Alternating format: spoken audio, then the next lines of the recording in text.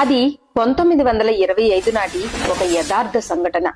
శ్రీకాకుళం జిల్లా కోటబొమ్మాలి గ్రామంలో ప్రసిద్ధి చెందిన కొత్తమ్మ తల్లి అమ్మవారి కథ. అప్పట్లో కోటబొమ్మాలికి చెందిన చిన్నప్పలనాయుడు అనే రైతు ఎడ్ల బండిపై సంతకు వెళ్తూ ఉండేవాడు. ఒకరోజు వేకువజామున సంత నుంచి తిరిగి వస్తున్నప్పుడు మార్గ మధ్యలో ఓ ముసలావిడ కనిపించి, నాయనా, నన్ను నీ బండిపై ఎక్కించుకొని కోటబొమ్మాలి దారిలో దింపేస్తావా అని అడిగింది. అందుకు అప్పలనాయుడు ఒప్పుకొని బండి ఎక్కించుకున్నాడు. బండి ఆ ఊరి పొలిమేరలోని ఒక తోట దగ్గరకు రాగానే ఆ ముసలావిడ అక్కడ బండి దిగిపోయి తోటలోకి వెళ్లి అదృశ్యమైపోయింది. అది చూసి ఆశ్చర్యపోయిన అప్పలనాయుడికి ఆ రాత్రి కలలో అమ్మవారి దర్శనమిచ్చి, నేనే కొత్తమ్మ తల్లి, నేను తోటలోనే వెలిసి ఉంటాను, నేను మాయమైన చోటనే ఉన్నాను. ఉసిరిక వేప చెట్టు దగ్గర ఉన్న రాళ్లలో నా శక్తి ఉంది.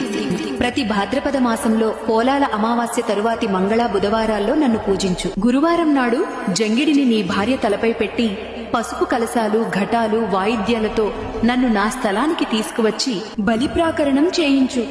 అలా చేస్తే భక్తుల కోరికలు తీర్చుతాను, మీ ఊరి దేవతగా కొలువుంటాను.